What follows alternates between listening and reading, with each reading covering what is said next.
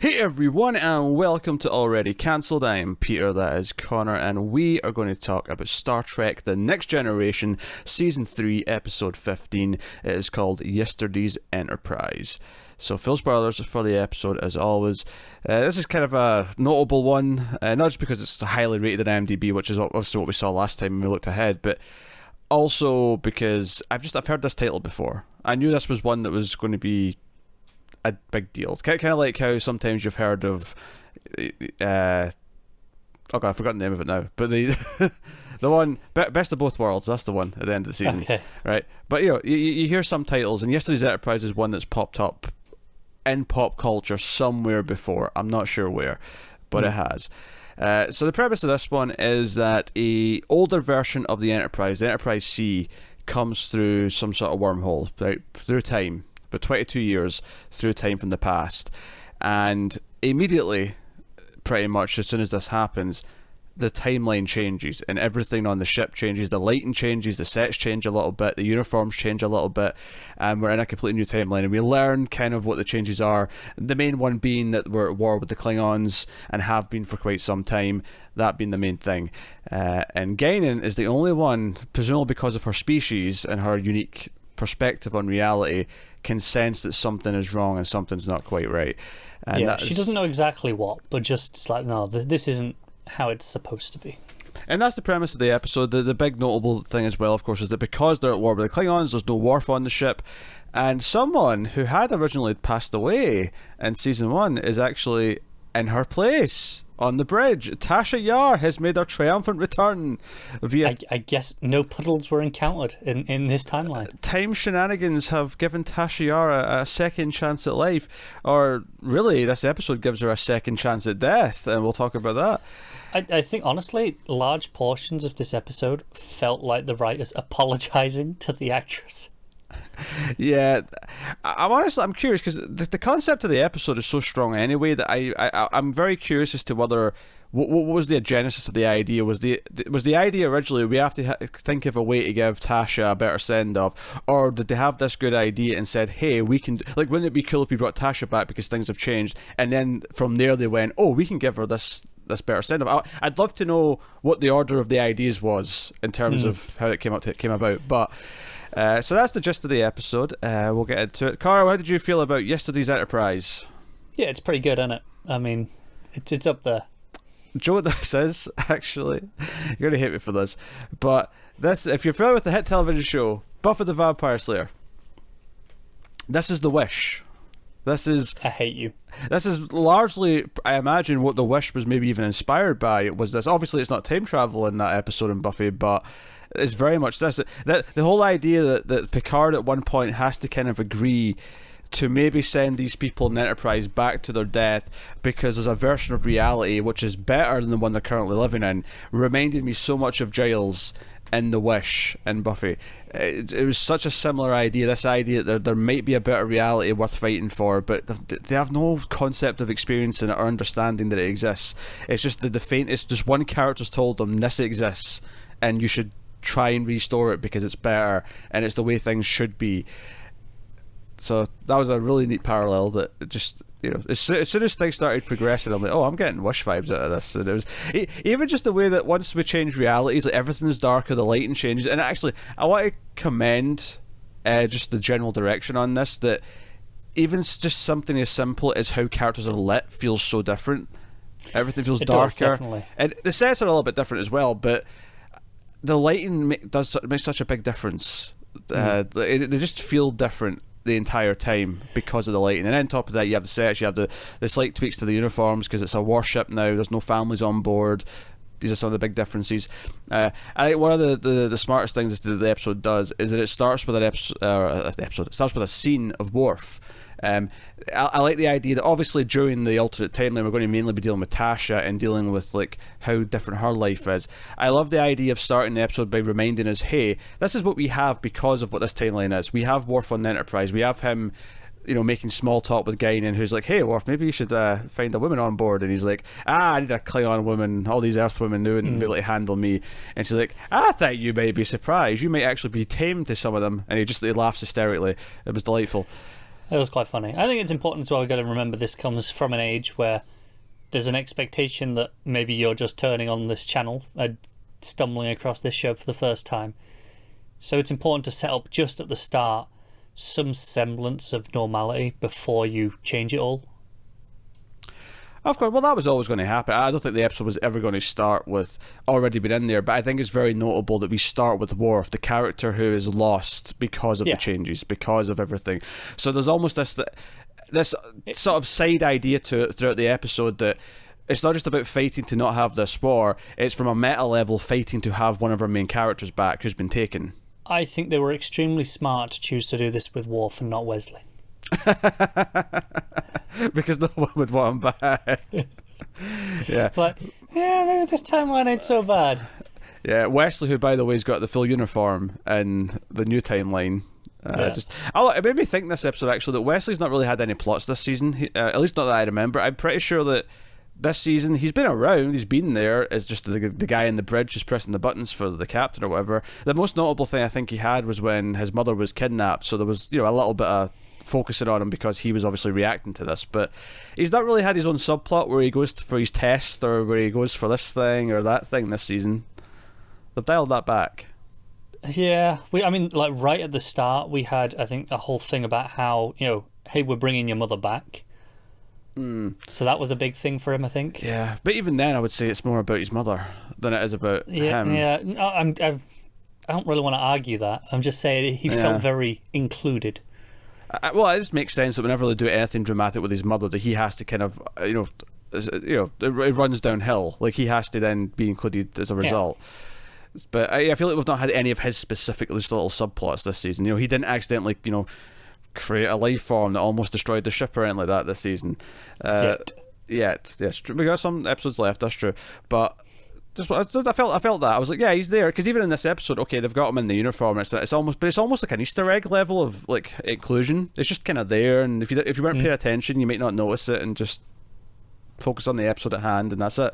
I guess he got rushed through the academy because wartime. That makes sense. Stands to reason, right? Yeah, it makes sense. This is plausible enough to me. So, yeah, they're fighting with the Klingons, and I love the idea, because this is the thing, because when they first mentioned that this Enterprise C, it went missing, because in the news, because we never hear what the history of this ship was in the original timeline. We only hear about it after it's changed. So when the changed timeline, it's a mystery. It just disappeared one day, which makes sense, because it travelled through time.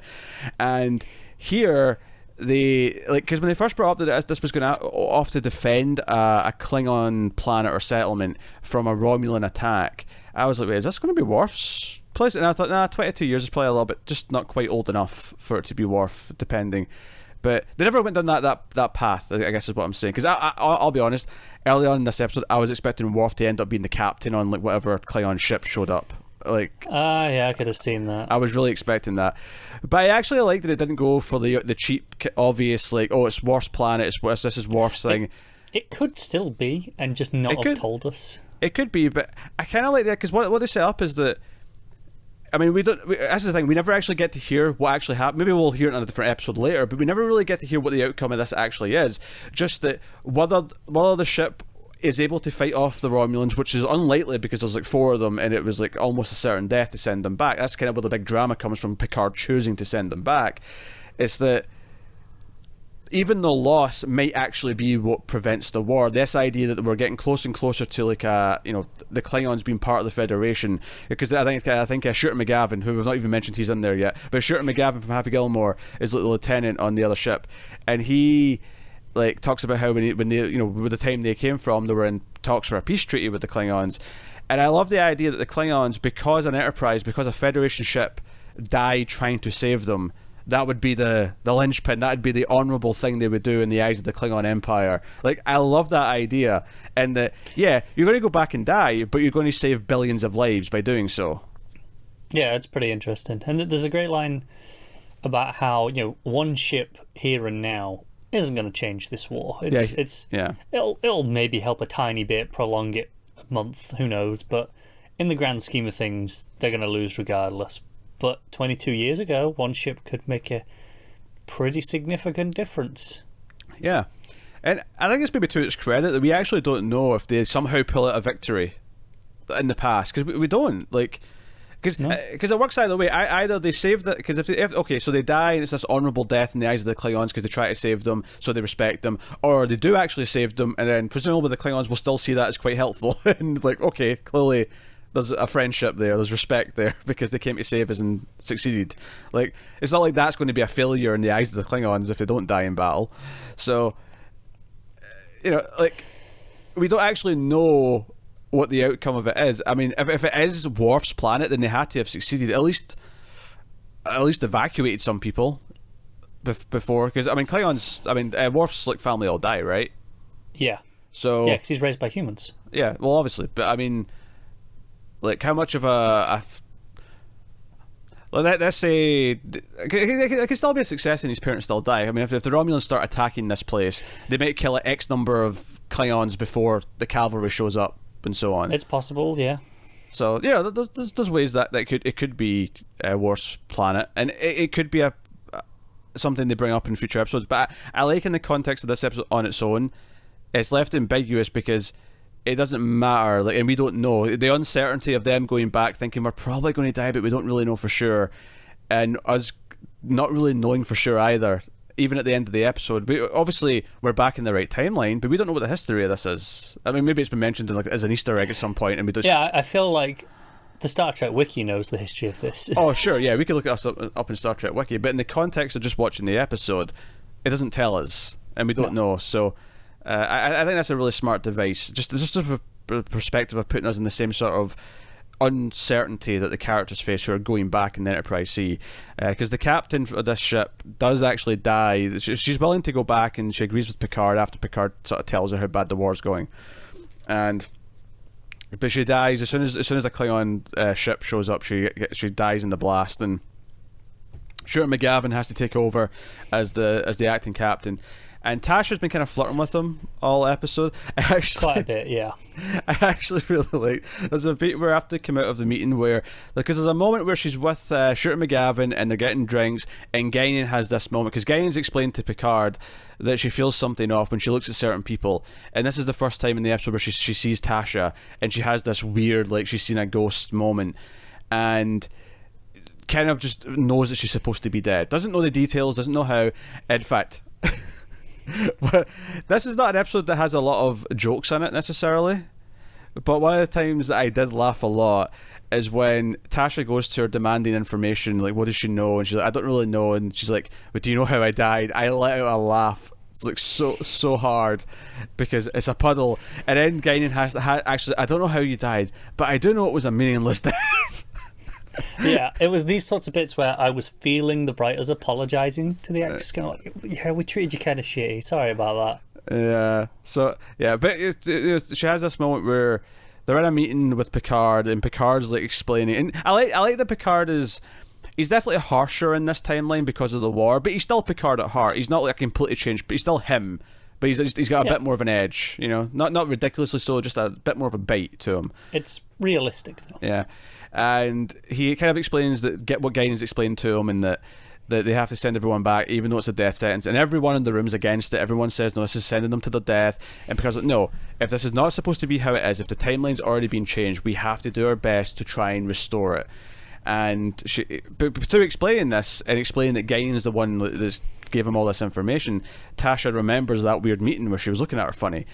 And she's in the term, and I love that she's left with Data. I was like, oh, they know what they're doing here. They know what they're doing, having her given her a little heart to heart with Data. It is, but it cuts to her at this point over the specific line of dialogue, right? Is talking about some of in this other timeline, some of us may even be dead, and it looks over at Tasha, and I'm like, yeah, okay, we get it. Yeah, they lean into it pretty heavily.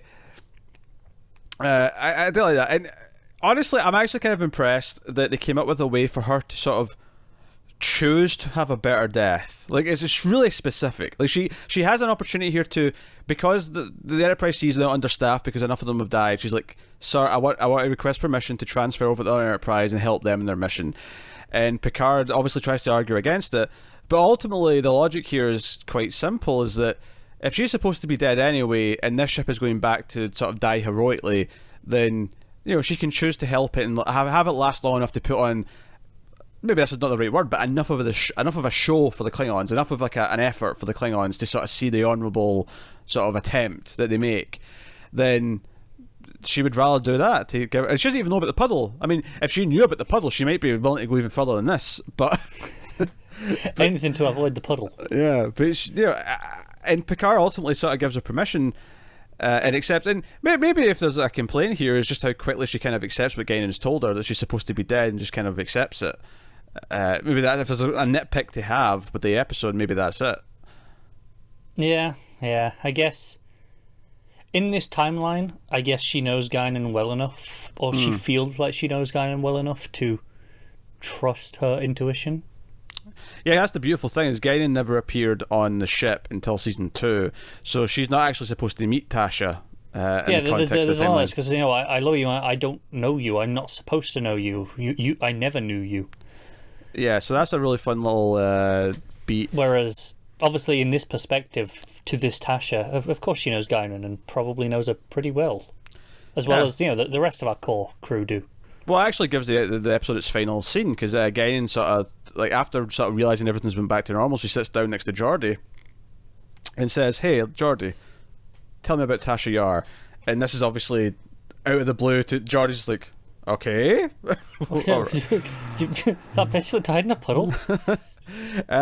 But I like that little bit. I like that little bit that she knows that something changed and is now fixed, but she has this sense of who Tasha is. Like, it's not like she knows the details of what happened, but she has a sense of Tasha somehow, and wants to know about her. So it is this weird way of giving her like a fitting send off, despite the fact that the puddle thing still happened in the timeline. But yes. it gives her character a fitting kind of heroic thing that she chose to do. Assuming the Enterprise C went back and died a tragic death of this noble sacrifice. Mm-hmm. This also happened in the timeline. Technically, that's true. Yeah. So she died earlier, but better. Well, you say earlier, but the original one was still living. This timeline's Tasha still lived to die with the puddle.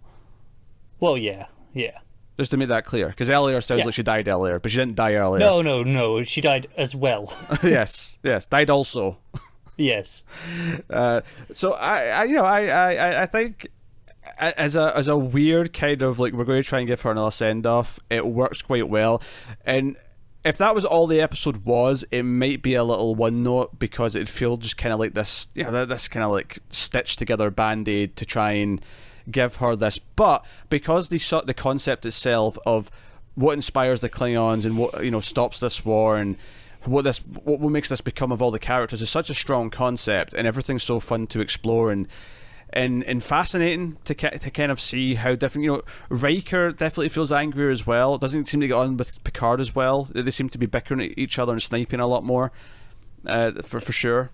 Yeah. Definitely, the crew is not as close as they are, and I wonder if part of that is in the wartime. They in war, they're like, no, we're not getting to know each other too well, because they're intentionally keeping the distance because there's a lot of deaths going on, maybe. Yeah, it's a colder world. It's a colder world that they, and it never.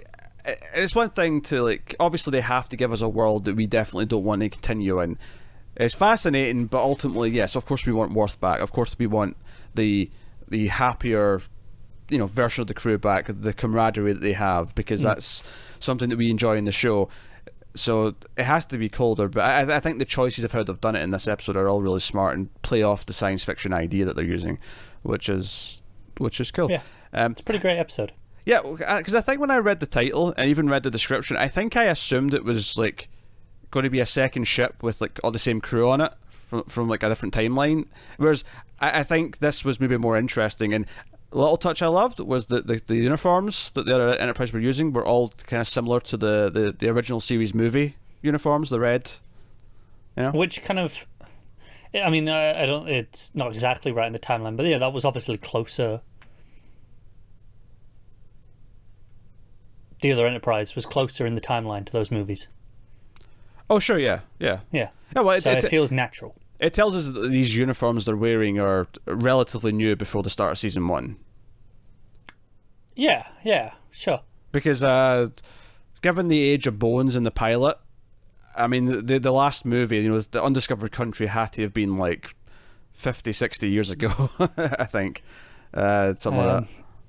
How old was Bones in that movie? Oh, it was something. It was like 140 or something like that. Was he that? I was thinking like 110, 120. But maybe you're closer. It was definitely more than normal. Like, it was like, oh, clearly we have better medicine and lifespans in the future, because there wasn't a normal age. Yeah, you could be right there. But the point being is that they had those red uniforms for a long time. Those were there for at least half a century. And I mean, it stands to reason. Uniforms tend to not change that much. It's interesting. I mean, obviously this is maybe more a point for the creation of the shows as opposed to the in-universe stuff. But I do like I like wondering about, okay, in-universe, what was the decision to go back to color coding the Federation? Because obviously they were color coding the original series, and then they switched to the all red. I mean, even before the all red, they had the all sort of like, it wasn't white, but it was like a beige or the grey that they had in the first movie. Yeah, I want to say grey. But like, you know, did they switch to the all red? I just wonder, like, okay, did they decide, you know what, we missed the color coding. The color coding was really good, made it really easy. I think this can be answered in a single word, and I want to say that this is still an in-universe answer. Sure. Nostalgia. I get it. You know, someone who at the time would have been, you know, a young child in their formative years, looked up to their heroes, you know, on the starships, and those were the uniforms they remembered. And then, you know, decades later, they have reached this position where, you know, they're now at a point where they're making these decisions of you know, uniforms. And they're like, you know what, screw this. Let's bring it back. And I think that's a realistic enough thing to happen that it works for me. That it doesn't bother me that it feels maybe, you know, like we're going back and forth. Oh, it wasn't a complaint. It was. I was just thinking about it because we see these uniforms again. Because it's very rare that we see them mixing, right? This is one of the few examples of, like, because of the time travel shenanigans, we're seeing them side by side. Yeah, and I like that because the uniforms do evolve again throughout these other shows, but they kind of keep the color scheme from these different, the different, you know, job profiles, even all the way into Picard, although they've changed the uniforms again, but they do keep those colours, so they keep that sort of semblance of what they are. I think the ones the ones in Picard were new again, feel a bit more sleeker, but I mean the ones in the movies definitely were a bit different, but still, again, Picard had a bit of the red, you know, they had a bit of the gold, so on, like they still kept the colours. So no, it's interesting stuff. But no, I mean, I think Yesterday's Enterprise is a really solid episode. I almost wonder if it was so hyped up, though, for me that I feel like, it was really great. I don't know if it's necessarily the best of the show so far. I would still put Q Who and Measure of Man above this. I probably would too. I think this is clearly in contender for top 2 or 3 of this season. Oh, for sure. Like, would I immediately place it even top of this season? I don't know without thinking about it. But it might well be. You know, we might get to the end of the season and rank and we go, no, it is number 1. We'll get there. But it's not like a clear cut immediately, like, oh, I want to immediately say this is the best. Yeah. But it's very good. I'd have to go back and look at what episodes we've had so far, and then obviously we have a good bulk still to come this season to really sort of decide that. But yeah. But no, it's very, very good. I think the concept is really strong, science fiction stuff. The fact that it managed to give a character who already died a fitting send-off without ever feeling like it was just doing a really cheap kind of, like, because this is the sort of thing that I can see like a CW, like I can imagine the Flash and the CW try to pull off something like this where they give a character a better send-off, and I know that the entire time it would feel like you're just making shit up so you can do this, as the opposed worst to part is that you're saying here now is you can see them doing this. I'm like 60% sure they already have done this. I just can't remember it because it was still forgettable. Yeah, well, it's not so much that I would say I mean, it is forgettable. I'm not arguing that it's forgettable, but that's not my complaint. My complaint would be that the entire time it feels like they're just doing this for the sake of trying to fix their own mistake. Well, yeah, but like more to the point, it would feel like that the entire time, where it'd feel like they're just writing and making up rules to justify whatever weird new thing they want to do. Whereas this, I never felt like they're bullshitting their way through this to give us this better send-off. Everything felt like, oh, this is a really good idea. This really all fits with the logic you've set up, but this new time travel where the entire timeline has changed completely, and it all felt kind of fitting, and it didn't necessarily take away from the character either or feel fake, because it's still her. These are still our characters, and definitely, so everything felt true. It was really naturally done in a really well way.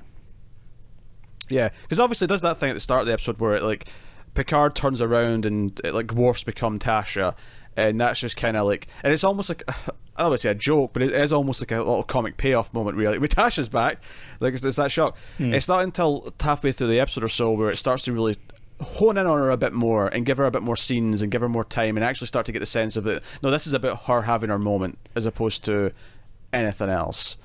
Yeah, it doesn't jump in that right from the start of the episode as this is actually Tasha's episode, even though you can probably see it coming quite quickly because, hey, Tasha's back, and she's there for more than one gimmicky scene. It's not just a little appearance, so it becomes clear quickly in theory that this is her episode. So, and it's right that it should be in that scenario, but the episode doesn't rush into actually getting to that material. Yeah, it's pretty interesting. It's a very restrained school of writing, I would say, to go down that route. Yeah, like I say, everything with Picard in this I really liked. Him making his choices. He argues with Guinan, because when Guinan first comes to him, he's like, "Don't be ridiculous! I can't send them to their deaths." And I can't do this on a hunch that you have. And she's like, "Look, how long have you known me? Have you ever known me to make brash decisions or not take things seriously or not? But I believe this. I believe this world is wrong and it needs to be fixed." So there's a bit of a leap of faith from Picard that I quite like. But it was interesting that Guinan acknowledged she can't just necessarily expect him to just do what she says on a hunch either. There is there is a bit of give and take here that she's like, I know this is asking a lot because of it is. Yeah. So there you go. That is this is Enterprise. A very good episode. By all means, let us know what you think. But we'll look ahead to what's coming next time. Episode 16. It is called The Offspring. Now, I'm going to come clean here. I mistakenly watched the first 2 minutes or so of this episode, thinking that we'd already recorded this review, and I got 2 minutes in and went, I do not remember Pete telling me about this at the end of the last one. Yeah, so I think that title may be quite worrying, because anytime Star Trek deals with kids or birthing or tends to read the description. I'm about to in a minute. I'm just saying, based on the title, it could be concerning. It could. It's also tempted to make an Offspring joke, as in the band, because it's The Offspring. Sure. This episode feels a million miles away. Yeah, sorry, there was something flying in the corner and it distracted me. Some sort of bug. Here's a description from IMDb. After returning from a cybernetics conference to the Enterprise, Data creates his own child, much to the chagrin of his captain and without regards to the ramifications with Starfleet. Yeah, that is obviously way more sci-fi with the concept than I was expecting, and bizarrely very relevant to Picard. So I'm curious as to what this episode brings next time. But let us know what you thought of yesterday's Enterprise in the comments. You can like and subscribe, all that stuff. It does help us out a lot. It's YouTube's way of knowing to promote it to other people and send it out to more potential Star Trek fans who might either love or hate us. I know people hate watches. It's fine. I'm okay with that. So you can do that. You can also support us financially over at patreon.com/MailFuzzTV for as little as $1 per month and get some bonuses for your trouble, including a bonus already cancelled, exclusive to patrons on 6 Feet Under, as well as early access to a bunch of stuff at the $5 tier, including these Star Trek discussions and a bunch of other stuff. So please do go and have a look and see if you're interested in keeping all the content coming. But otherwise, that is us. So thank you once again for watching or listening. We always appreciate it. Keep watching Star Trek, guys. And when it comes to the ladies, Wesley Crusher is in complete control. Although maybe not in this other universe. Maybe in the other universe, someone else is in complete control. Tasha Yar's in complete control of all the boy toys.